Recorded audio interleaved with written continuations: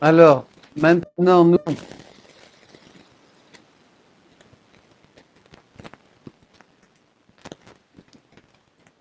à Lisa, Jésus va donc enseigner comment on fait la volonté de Dieu au ciel. Vous êtes d'accord? C'est là le grand changement. Pour qu'enfin, la promesse du Notre Père se réalise. Que ton règne vienne, que ta volonté soit faite comme au ciel, sur la terre. On a attendu, donc, c'est ça le troisième fiat. Cette seconde partie du Notre Père comme au ciel, sur la terre, c'est-à-dire comme en Jésus. On l'a vu là avec la prière. Vous faites le lien comme en Jésus, le Verbe incarné. D'accord? Comme en Jésus. Ne peux-tu pas faire ce que je fais moi? Prie, mais prie comme moi. La volonté de Dieu, la divine volonté, agissait en Jésus. Comme en Jésus. Hein?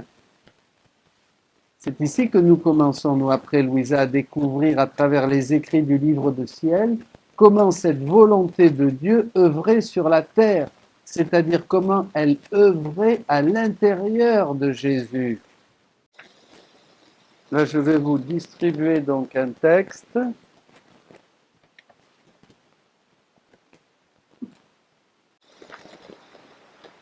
Alors, on va lire un texte. On disait que maintenant, Jésus va nous enseigner, à travers les écrits de Louisa, comment se faisait sa volonté en lui, le Verbe incarné, comment se faisait la volonté de Dieu en lui. Et nous commençons maintenant. Comment cette volonté de Dieu œuvrait sur terre, comme au ciel, c'est-à-dire à l'intérieur de Jésus. Et c'est le troisième renouveau. Alors on va lire. 12, volume 12, 29 janvier 1919. Vous trouverez aussi cet enseignement que j'ai commenté, que j'ai donné dans la Grande Pentecôte. Peut-être avec des nuances différentes. J'adorais les plaies de Jésus béni. Et pour terminer, j'ai récité le credo en ayant l'intention d'entrer dans l'immensité du divin vouloir. Attendez-moi.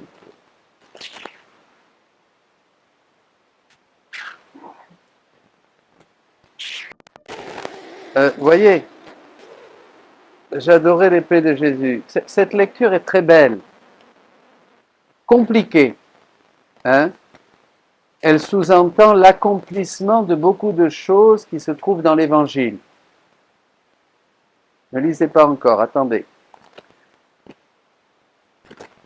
Dans Saint Jean, dans Saint Paul, nous allons voir peu à peu comment Jésus va se manifester comme roi et comment il veut aussi régner dans le monde.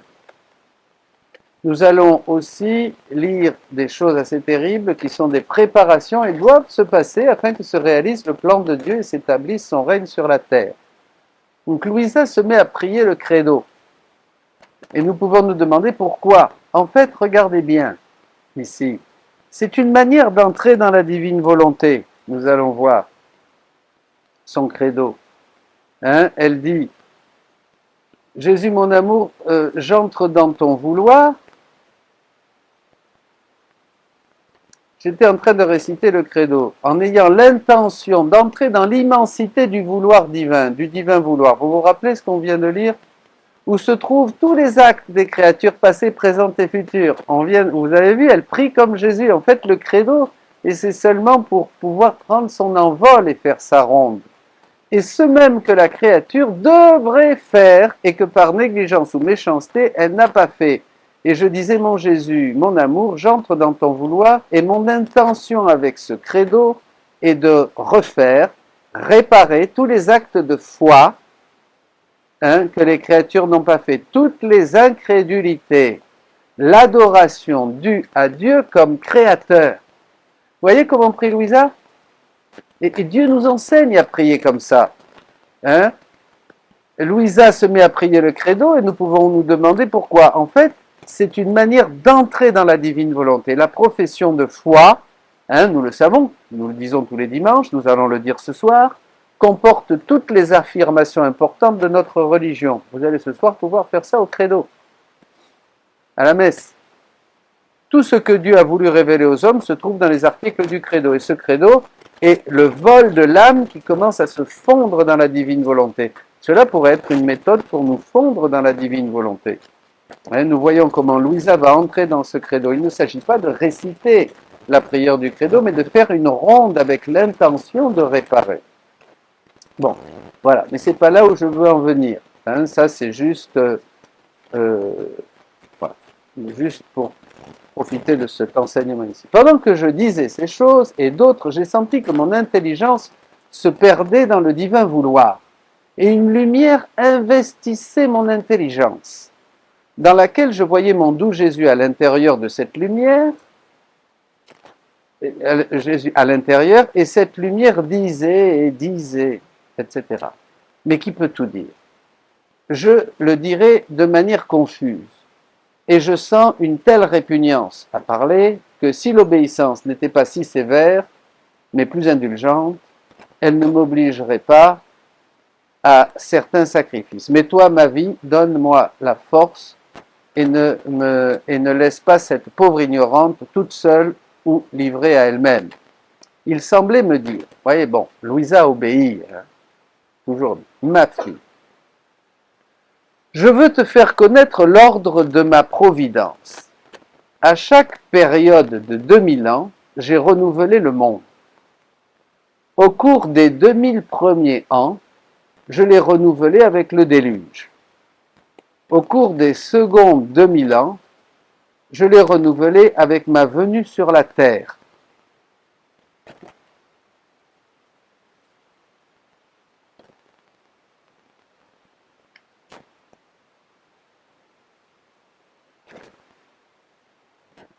Dans laquelle j'ai manifesté mon humanité, de laquelle, comme à travers tant de fissures, transparaissait ma divinité. Vous voyez, dans le deuxième 2000 ans, au cours des 2000 ans qui ont suivi, donc Jésus est venu sur la terre, et là il a manifesté son humanité, et à travers laquelle, comme par des fissures, transparaissait sa divinité. Les bons et les saints eux-mêmes de cette deuxième période de 2000 ans, c'est-à-dire jusqu'à Louisa, ont vécu des fruits de mon humanité et ont joui de quelques gouttes de ma divinité. C'est clair? Maintenant, nous sommes proches de la fin de la troisième période de 2000 ans. Et il y aura un troisième renouvellement. C'est maintenant. D'où la confusion générale qui n'est rien d'autre que la préparation du troisième renouvellement. Là, vous avez la clé de lecture pour tout ce qui se passe dans le monde. Toute la confusion actuelle, les guerres, les gouvernements qui sont les pieds à l'envers, tout ce qui peut se passer, la crise économique, la peur, les faux prophètes qui vous font peur toute la journée en vous annonçant des prophéties de malheur, etc., etc. Tout, la crise, qu'on va manquer de gaz et tout ça, et probablement, et j'en sais rien, et peut-être, tout ce que vous voulez, tout ça, c'est une préparation à un troisième renouvellement. Donc c'est bon. Vous voyez comment on voit les choses dans la divine volonté? Pourquoi on les voit comme ça? Parce que là, on n'est plus dans la volonté permissive. Plus vous allez entrer dans la divine volonté, plus vous allez avoir une clé de lecture pour comprendre les événements du monde. Et cela pour votre vie personnelle, pareil. Il y aura un troisième renouvellement, d'où la confusion générale qui n'est rien d'autre que la préparation du troisième renouvellement.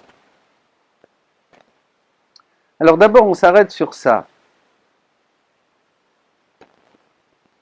Toutes les saintetés, jusqu'à aujourd'hui, ont vécu des reflets de l'humanité de Jésus. Relisez.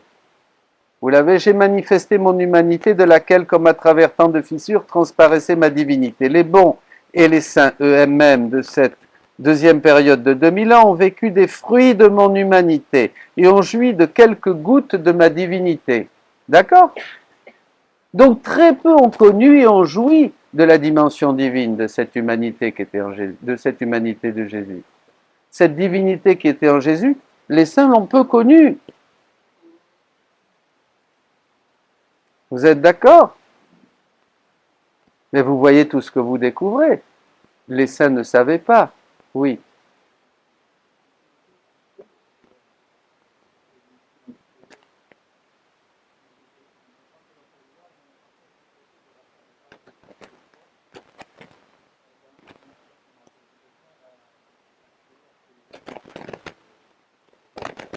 Oui. Oui. Bien sûr. Oui, oui, bien sûr. La prière au petit de Fatima. Vous allez trouver chez des saints beaucoup d'intuition, comme des Jean-Baptiste qui préparent ce règne de la divine volonté. Vous allez chez Élisabeth de la Trinité, c'est impressionnant. Elle disait qu'on faisait, elle disait à sa sœur ou à sa mère que maman, tu peux faire des actes divins. Tu vois, bon, vous avez aussi Conchita Cabrera, vous avez Dina Bélanger, la petite Thérèse qui voulait avoir été missionnaire, pas seulement maintenant, mais depuis le début des temps jusqu'à la fin du monde.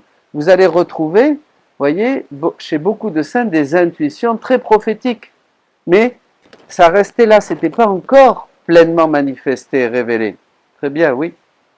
Alors, tous les saints jusqu'à nos jours ont surtout vécu de cette humanité de Jésus, qu'ils se sont efforcés de prendre comme modèle pour l'imiter. Voyez?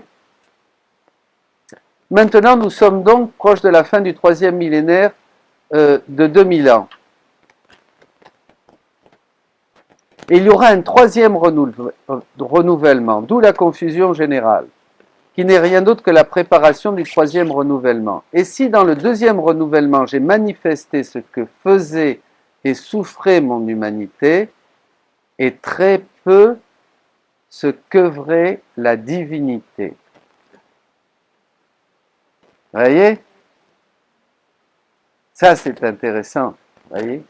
Troisième renouvellement, j'ai manifesté ce que souffrait mon humanité et très peu ce qu'œuvrait la divinité.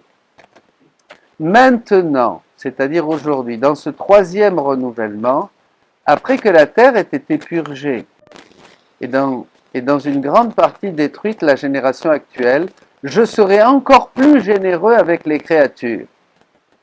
Et plus de miséricorde, plus d'amour. Et j'accomplirai le renouvellement, et c'est là qu'il faut souligner, en manifestant ce que ma divinité a fait dans mon humanité. Comment œuvrer mon divin vouloir avec ma volonté humaine. Comment tout est resté lié en moi. Comment je faisais et refaisais tout. Et jusqu'à la pensée de chaque créature a été refaite par moi et scellée par mon divin vouloir.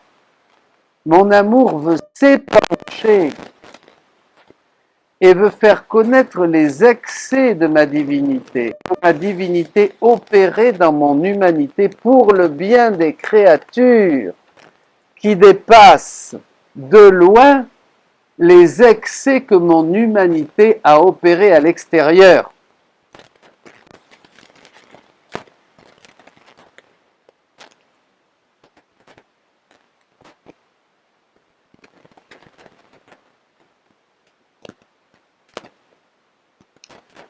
Incroyable.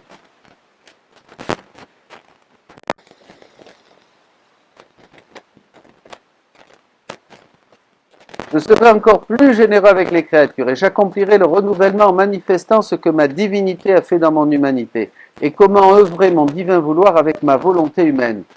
Tout était resté lié. Moi, quand je faisais et refaisais tout jusqu'à la pensée de chaque créature, et jusqu'à la pensée de chaque créature a été refaite par moi et scellée par mon divin vouloir. Mon amour veut s'épancher et veut faire connaître les excès que ma divinité opérait dans mon humanité pour le bien des créatures, qui dépassent de loin les excès que mon humanité a opérés à l'extérieur. C'est aussi pourquoi je te parle souvent de mon vouloir.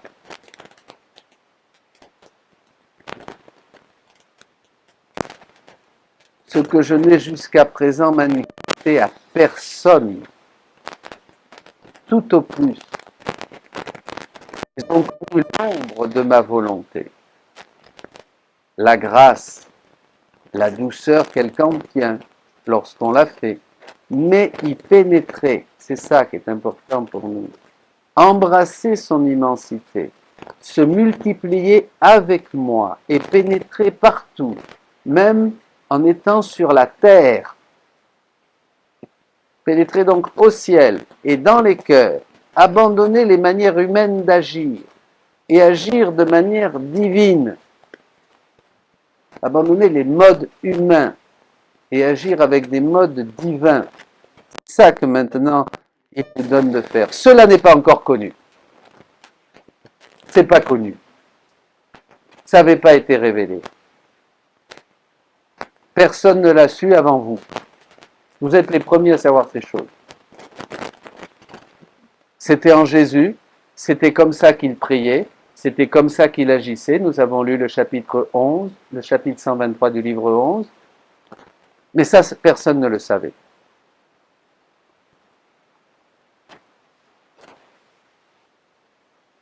Alors c'est normal. Cela n'est pas encore connu à tel point que cela paraîtra étrange à beaucoup de gens qui n'ont pas l'esprit ouvert à la lumière de la vérité. À beaucoup de gens. Et ceux qui n'ont pas l'esprit ouvert à la lumière de la vérité ne comprendront rien. Mais petit à petit, je ferai mon chemin en manifestant maintenant une vérité, maintenant une autre, sur comment vivre dans mon vouloir. Et ils finiront par comprendre. On comprend à travers ces paroles de Jésus que ce ne sera pas si facile d'accepter toutes ces vérités. Certains comprendront plus que d'autres, mais accepter cette révélation et faire en sorte qu'elle devienne vie en nous sera plus difficile. Il y a ceux qui n'acceptent pas, il y a ceux qui acceptent, mais après il faut que ça devienne une vie en nous.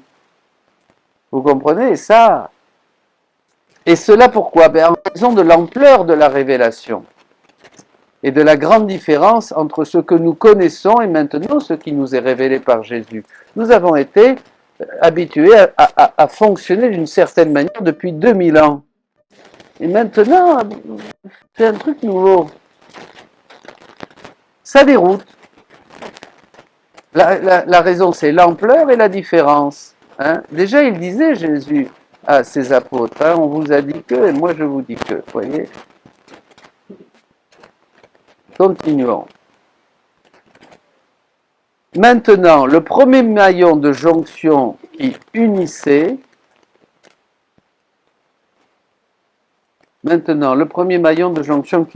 voyons, où j'en suis.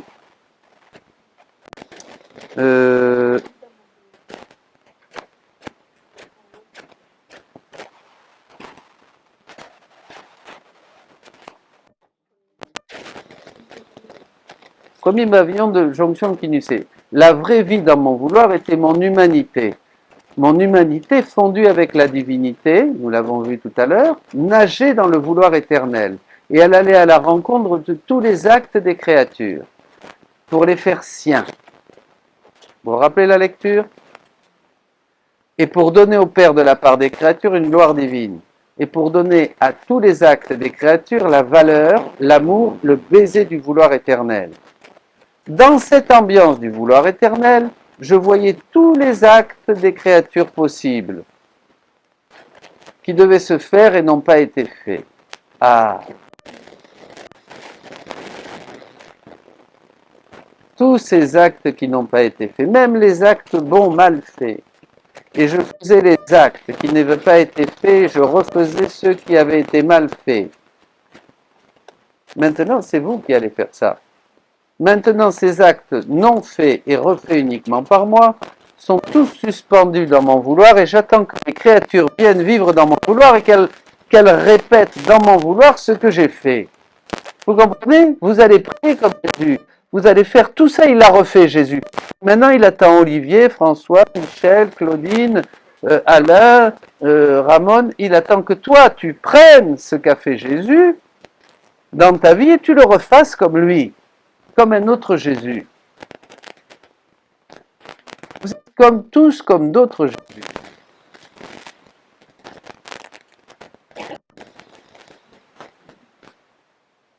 C'est incroyable. Mais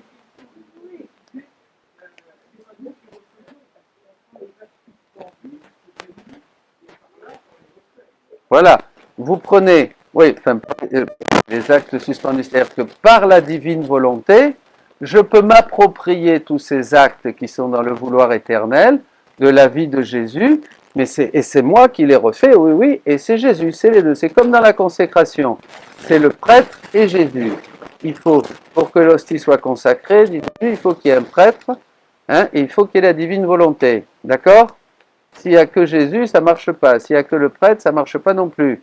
Mais là, c'est pareil. Je vais prendre tous ces actes de Jésus qui sont suspendus, je vais les faire miens parce que la divine volonté me les donne. Et dans tous ces actes, comme de Jésus, évidemment, il y a tous les attributs divins. Et dans mes actes aussi. Mais même dans mes actes à moi, je répète toute la vie de Jésus. Dans chaque acte que nous faisons, nous répétons toute la vie de Jésus. Avec tous les attributs. En fait, c'est très simple. Là, on décortique un peu, mais il suffit de vivre. Maintenant, ces actes non faits et refaits uniquement par moi sont tous suspendus dans mon vouloir. Et j'attends que les créatures viennent vivre dans mon vouloir, donc il s'agit de vivre dans le vouloir, et qu'elles répètent dans mon vouloir ce que j'ai fait. Notre vie dans la divine volonté va être une répétition de la vie de Jésus. C'est tout. Pas que je vais dire, attends, là il y a tel acte. Non, non. Vous vivez. Ça devient l'intention fondamentale de votre cœur. Vous n'avez pas besoin de faire des prières spéciales ni d'inventer des prières. Vous avez décidé, le tour est joué, dit Jésus. Maintenant, vivez. Vous voyez, au début, on va avoir des prières et des livres qui vont nous enseigner un peu. Mais après, il suffira de lire le livre du ciel. Et de continuer à vivre. Et tu sais que quand tu vis, quand tu parles à ton voisin, tu refais, quand tu regardes ton enfant, tu le regardes avec les yeux de Jésus, quand tu vois ce monde aussi avec les gens tels qu'ils sont, tu les regardes avec les yeux de Jésus. Quand tu parles, tu as l'intention que tes paroles soient les paroles de Jésus pour toucher cette personne et pour toucher aussi toutes les personnes qui sont dans cette situation. Quand tu fais ta prière et que tu vas à l'église, tu veux rejoindre tous les hommes, tu prends la prière de Jésus, tu prends les actes de tous les hommes, tu les refais. Quand tu communies à Jésus et tu prends toutes les communions qui ont été mal faites et tu les refais pour qu'à travers ta communion, le Père soit glorifié. Tu donnes à Dieu la communion que Jésus s'est communié d'abord pour donner une communion parfaite, dit-il, au Père. Oui, il s'est communié lui d'abord et après il a donné à ses apôtres pour que le Père reçoive une communion qui vienne de la divine volonté en Jésus, qui soit totalement pure, totalement belle, totalement divine. Vous êtes d'accord? Évidemment, c'est toujours comme ça, Dieu. Et ainsi de suite. Peu à peu, ce dont nous parlons là, ça va devenir votre vie.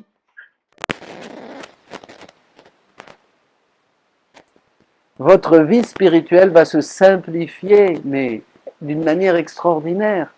Vous allez voir que peu à peu, Dieu nous dit que vous toucherez de vos mains l'activité de ma divine volonté en vous. Peu à peu, vous allez avancer et vous allez voir que rapidement, vous allez commencer à sentir cette vie en vous. Pas d'une manière sensible, comme les grâces sensibles dont on a l'habitude, mais comme quelque chose qui est d'une certaine manière palpable spirituellement. La vie même de Dieu. Et une unification de toute votre vie. Toute votre vie va peu à peu devenir de plus en plus unifiée, simplifiée. Dans vos actes, il y aura les actes de Jésus. Dans votre vie va se déployer la vie de Jésus avec tous les attributs de Jésus. C'est ça le plan de Dieu. C'est ça ce que nous avons perdu.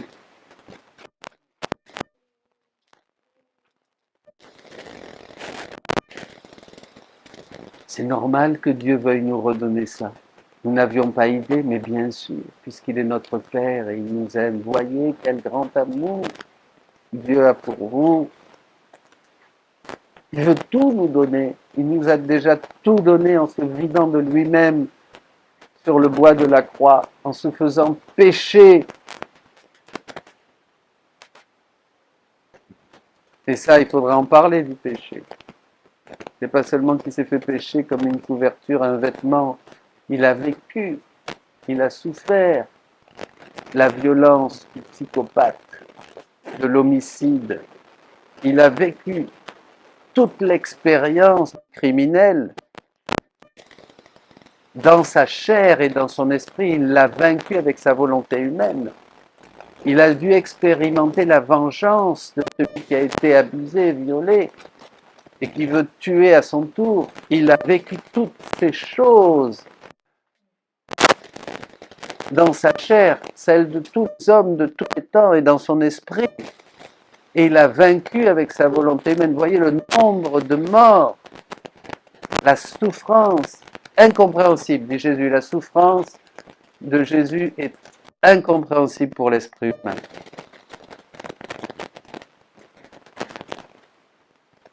Bon, ça c'est un autre thème. Vous avez ça dans toutes les conférences sur Gethsemane, dans YouTube aussi, pareil. Écoutez toutes ces conférences, un quart d'heure par jour, 20 minutes, 2 fois par semaine, prendre des notes, écouter, prendre des notes. Ça, et vraiment, vous allez voir le ciel qui s'ouvre. Et vous allez découvrir qui est Dieu. Mes amis, nous ne savons pas qui est Dieu. Nous ne savons pas qui est Jésus. La connaissance de Jésus que nous avons est toute petite jusqu'à aujourd'hui. À travers ça, le livre du ciel, votre connaissance de Jésus va s'amplifier à l'infini.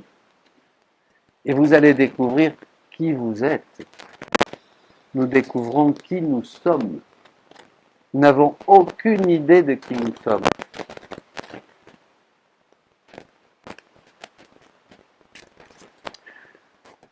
Maintenant donc, je reprends. Ces actes non faits et refaits uniquement par moi sont tous suspendus dans mon vouloir. Et j'attends que les créatures viennent vivre dans mon vouloir pour qu'elles répètent dans mon vouloir ce que j'ai fait. Hein? Comme disait le texte de ce matin, là, ou de tout à l'heure, chapitre 123 du livre 11. Tu ne peux pas faire la même chose que moi si je le fais.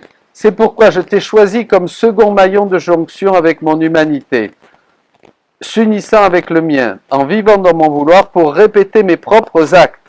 Sinon, de ce côté, mon amour resterait sans exutoire, sans la gloire de la part des créatures, pour tout ce que ma divinité a opéré dans mon humanité. Vous voyez, tout serait resté enfermé.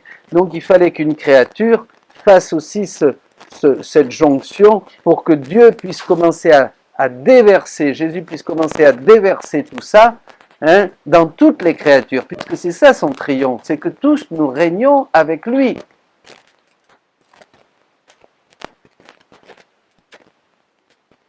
Sans la gloire de la part des créatures, pour tout ce que ma divinité a opéré dans mon humanité, et sans la parfaite finalité de la création. C'est ça la finalité de la création qui a été frustrée, qui a été empêchée au début à cause du péché. Toute cette création qui attend dans la douleur de l'enfantement la révélation des fils de Dieu. Romains 8. C'est vous, ces fils de Dieu.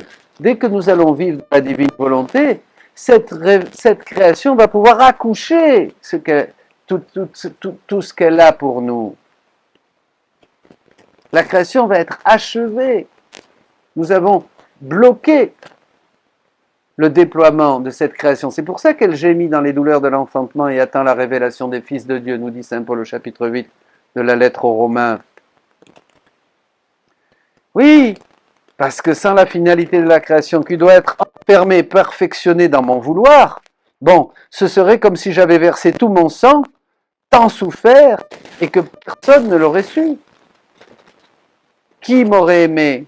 Quel cœur serait ébranlé? Personne. Et donc, en personne, je n'aurai mes fruits et la gloire de ma rédemption. Voyez?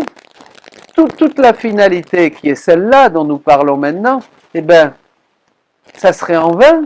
Alors Jésus, il serait mort sur la croix, ben oui, c'est bien, on lui fait des prières, on va à la messe le dimanche, la semaine sainte, on fait quelques dévotions. Ben voilà, c'est bien, merci Jésus, merci Jésus. C'est pas du tout ça, c'est pas du tout ça. Attention là, c'est du délire où on en est. C'est une carte postale qu'on regarde, mais non, Jésus veut tout nous donner pour que nous participions pleinement à ce fruit de la rédemption qui est la vie dans la divine volonté et que toute la création qui gémit dans les douleurs dans l'enfantement, waouh, puisse être achevée. Waouh.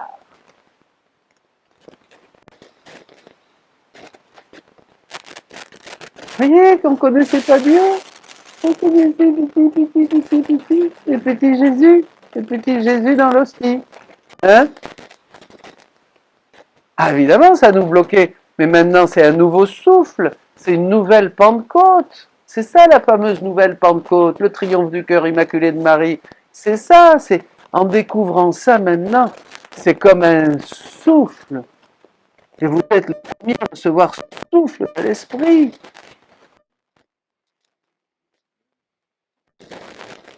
Vous êtes tous maintenant au milieu du monde, cette puissance de Jésus, cachée dans votre maison peut-être, ou travaillant par-ci, ou travaillant par-là. Quel cœur serait ébranlé? Personne, et donc personne, en personne, je n'aurai les fruits, mes fruits et la gloire de ma rédemption. Et moi, interrompant Jésus, dit Louisa, j'ai dit, mon amour, s'il y a tant de bien dans cette vie, dans le divin, pourquoi ne l'as-tu pas manifesté avant? Pourquoi il a fallu attendre 2000 ans? Et lui, ma fille, il fallait d'abord que je fasse connaître ce que mon humanité avait souffert extérieurement. Ah, et oui, pendant 2000 ans, qu'est-ce qu'ils ont fait les saints? Gemma Galgani, Thérèse, Padre Pio, Saint François et tous les saints, ils ont contemplé extérieurement la passion de Jésus. Hein? On a médité la passion de Jésus, on a observé, on a pris dans notre cœur, on a vu, on a décrit. Vous avez ce très beau livre de Marthe Robin sur la passion, etc. Vous en avez tout un tas, comme ça, même Maria Valtorta. Hein? Tous les saints ont écrit. Vous avez d'autres saintes, Catherine Emmerich et tout ça, Sainte Catherine Emmerich et d'autres. Voyez? Et puis beaucoup de saints. Qu'est-ce qu'ils ont fait? Ils ont décrit extérieurement la passion de Jésus. Ils ont parlé un peu de ce cœur ouvert. Sainte Marguerite Marie, hein, qui voyait ce cœur rejeté par les hommes, qui a tant aimé le monde et qui a été rejeté un petit peu, comme par des fissures. Vous vous rappelez un peu plus haut? Comme par des fissures, comme sur le mont Tabor. Les disciples, ils ont vu la gloire qui transparaissait du corps de Jésus. Mais pas plus.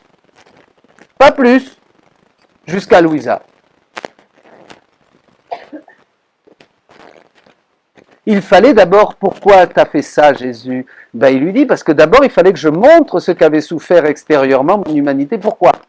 Afin de disposer les âmes à connaître ce que ma divinité a fait à l'intérieur. C'était nécessaire ce temps. Comme c'était nécessaire, depuis la loi mosaïque jusqu'à Jean-Baptiste, il fallait ce temps pour laisser l'humanité. On est long, vous savez, tout ça c'était dans l'acte unique éternel de Dieu, tout est fait. Mais comme nous, on n'est pas capable, qu'est-ce que fait Dieu? Il nous donne par dose homéopathique, petit à petit, goutte à goutte, il nous donne dans le temps ce qui est contenu dans son acte unique et éternel. Vous me suivez? Tout est réalisé en Dieu, bien sûr. Mais qu'est-ce que va faire le Seigneur?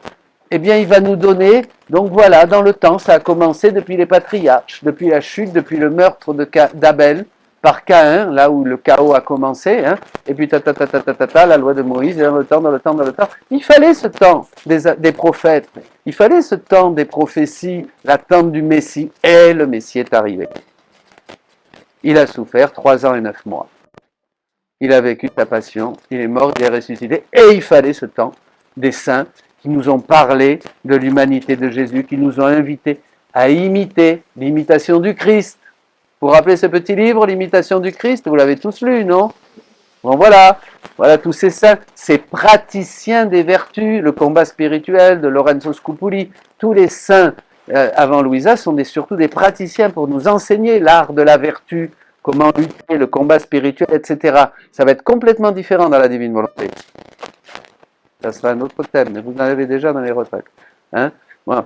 Alors, la créature, il fallait d'abord connaître extérieurement ce qu'a souffert mon humanité, pour disposer les âmes à connaître ce que ma divinité a fait à l'intérieur. Ça, on ne savait pas. La créature est incapable de comprendre toute mon œuvre. Et c'est pourquoi, voilà, je vous l'ai dit, je me manifeste peu à peu. Comprenez? Pensez. On est incapable de comprendre toute l'œuvre de Dieu. C'est impossible. Parce que c'est trop. L'œuvre de Dieu, création, rédemption, sanctification, impossible. Donc il se manifeste peu à peu. Comment? Dans le temps. Ensuite, à ton maillon de conjonction avec moi se joindront les autres maillons des créatures. C'est vous? Maintenant, vous êtes tous rattachés à Louisa. Vous êtes tous rattachés au troisième fiat, à cette troisième œuvre de Dieu. Hein? Et j'aurai une multitude d'âmes qui, vivant dans mon vouloir, referont tous les actes des créatures. Voilà, vous pouvez y aller maintenant, allez-y. Tout à l'heure, on va aller à la messe, là, vous allez refaire tous les actes des créatures. Intérieurement, vous voyez, tout est à l'intérieur, tout est caché, tout est comme en Marie. Marie, elle a prêché, elle a écrit rien. Maternité divine. Maternité divine, c'est-à-dire quand elle prenait son petit déjeuner, hein, on voyait rien, on dit ah ben voilà, oh ben oui, ben c'est Marie de Nazareth, la femme de Joseph, là, elle prend son petit déjeuner, elle prend son petit déjeuner bien sûr, oui, comme toutes les femmes juives à la même heure, mais chez Marie, tous les actes étaient des actes de maternité divine, c'est-à-dire elle nourrissait l'univers.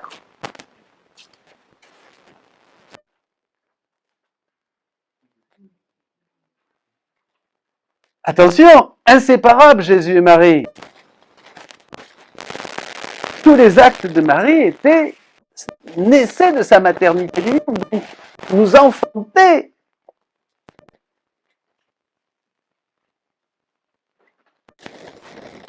Nos pauvres protestants.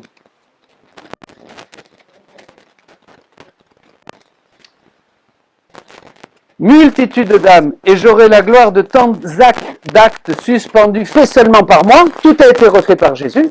Là, vous d'accord? Il a tout refait. Mais maintenant, c'est toi. Vous vous rappelez Saint Paul qui dit, nous avons été bénis de toutes sortes de bénédictions spirituelles dans le Dieu céleste et dans le Christ. Tous ces actes, maintenant, qui sont en Jésus, tu vas les faire tiens pour les répéter. Hein? Et c'est ça qu'on fait dans nos prières. On ne récite pas des prières. C'est pour ça que je vous disais que la prière va devenir une ronde continuelle, une ronde dans les mystères de la création. Donc vous allez mettre votre je t'aime partout, dans le soleil, la lune, les étoiles, le chant de l'oiseau, partout, puisque c'est Dieu qui vous donne ce message à travers tout ce qui existe, et dans les mystères de la rédemption, dans l'annonciation, dans la nativité dans la grotte de Bethléem, dans la présentation au temple, dans Jésus caché et retrouvé, Jésus perdu et retrouvé, dans les mystères douloureux aussi, vous allez être là, vous allez refaire ces choses, vous allez répéter ces actes, permettre à la vie de Jésus de se biloquer en vous, de se multiplier en vous, et de se multiplier, et de se multiplier, et de faire la joie du ciel. Et au bénéfice de toutes les créatures. Prie, mais prie comme moi je prie.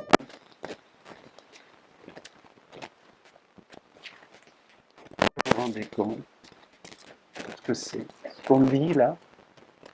Mais on va dire que je suis fou, que je suis hérétique. Ah, ça c'est sûr, mais ça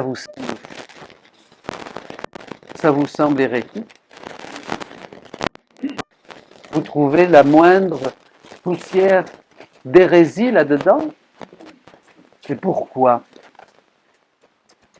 Pourquoi vous ne vous dites pas mais il est fou et vous sortez pas là? Pourquoi? Parce que, dit Saint Jean, vous avez l'onction. À l'intérieur, le témoin intérieur vous dit c'est la vérité. C'est ça la plus belle confirmation. Si je vous disais quelque chose qui n'était pas vrai, vous le sentiriez en vous. Et le fait de l'entendre maintenant, ça vous réjouit. Vous vous dites, qu'est-ce que je vais faire maintenant? Je ne vais plus arrêter. Vous comprenez? Voilà, alors on continue, on termine, c'est magnifique. Tant d'actes, j'aurai la gloire de tant d'actes suspendus faits seulement par moi et faits aussi par des créatures, et celles-ci de toutes les classes, vierges, prêtres, séculiers, selon leurs fonctions. Vous voyez que ce n'est pas des choses qui sont complètement éthérées, complètement space. Tout de suite, ça a une application concrète. Tous les états de vie, vierges, prêtres, séculiers, selon leurs fonctions, qui ne perdront plus humainement, mais pénétrant dans mon vouloir, entre en moi et tu me trouveras moi et toutes les créatures, vous vous rappelez, 1123, leurs actes se multiplieront pour tous d'une manière entièrement divine, et j'aurai la gloire divine de la part des créatures. C'est ça que veut le Seigneur. Il veut que sa gloire, ça soit vous qui lui donniez. Vous êtes sa gloire, vous êtes son triomphe. Il veut que l'homme puisse rendre Dieu à Dieu. Jésus dit vivre dans la divine volonté, c'est donner Dieu à Dieu. Il veut que vous fassiez la même chose que Jésus a fait pour le Père, d'une manière entièrement divine. Et j'aurai la gloire de la part des créatures pour tant de sacrements. Alors là, reçus et administrés d'une manière humaine, d'autres profanés, d'autres souillés par l'intérêt de tant de bonnes œuvres, tant de bonnes œuvres dans lesquelles je reste plus déshonoré qu'honoré.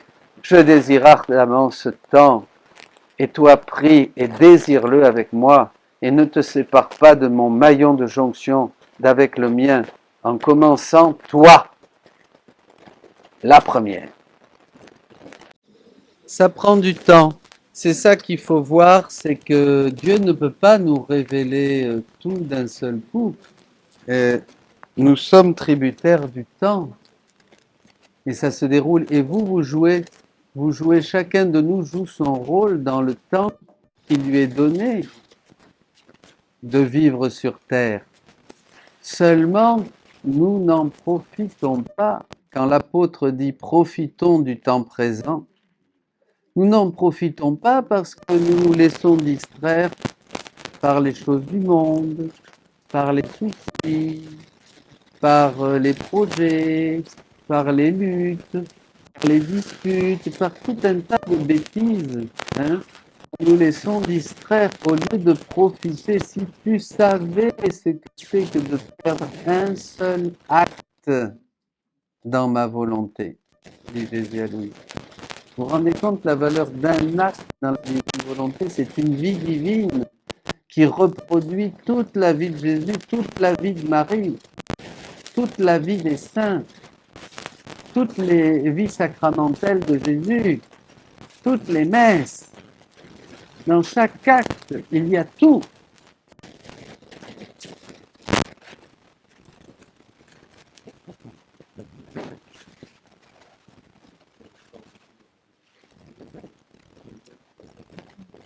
Un seul instant vécu dans ma divine volonté vaut plus que tous les biens que tu pourrais faire dans ta vie en dehors de ma divine volonté. Oui, c'est ça. Et donc, le livre du ciel, maintenant, va nous ouvrir des horizons infinis. Et laissez-vous guider, vivez votre vie de tous les jours, vous n'avez rien besoin de changer.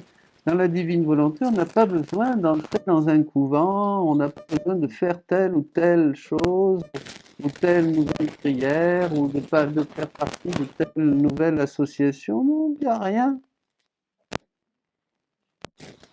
Voyez? Seulement vivre. Tout le monde maintenant peut vivre cette vie et porter des fruits infinis.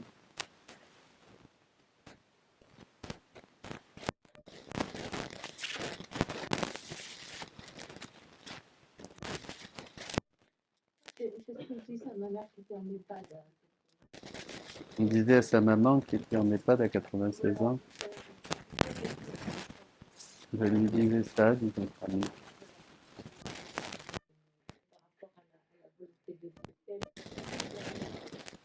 Et elle vous traitait d'orgueilleuse. J'avais pas le droit de croire. Ouais.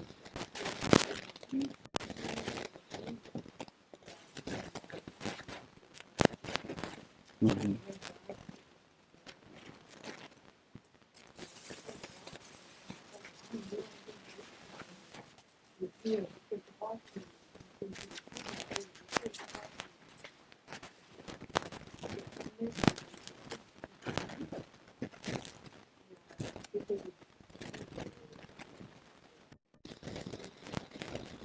Ben, c'est sûr que c'est avec la famille, avec des proches, avec des personnes de l'Église, c'est difficile de faire comprendre ce qui anime notre foi maintenant. Hein. Et quand Thérèse d'Avila a dit, vous avez ça dans le premier chapitre du livre des Demeures, qu'elle affirmait que la présence de Dieu était au centre de l'âme, après sa vision du château intérieur. Hein. Et ben, heureusement qu'elle a eu un père dominicain, je me rappelle plus, qui l'a confirmé, qui a dit oui, c'est bien ça. Après, elle a écrit, une femme lui a confisqué ce livre de sa vie et elle a eu chaud, hein, parce que avec l'Inquisition, là, on allait vite au bûcher à l'époque. Hein, voyez, hein, le premier livre de sa vie, c'est pour ça qu'elle a réécrit après le livre des demeures. Et puis après, on a retrouvé le livre de la vie, quelque chose comme ça. Bon. Donc voilà, Sainte Faustine a été mise à l'index aussi pendant de longues années, jusqu'à ce que grâce à Jean-Paul II, on s'aperçoit, vous voyez, comme on est lent hein, quand même hein, à croire. Et c'est le préfet de la congrégation pour la foi hein, qui est allé, un quart justement, et qui a confisqué tous les écrits de Louisa. Alors qu'elle avait déjà les 19 premiers volumes, les Heures de la Passion, ça avait été déjà accepté par l'Église. Et voilà, nous en sommes là, mes amis. On va se préparer, on va aller à la messe.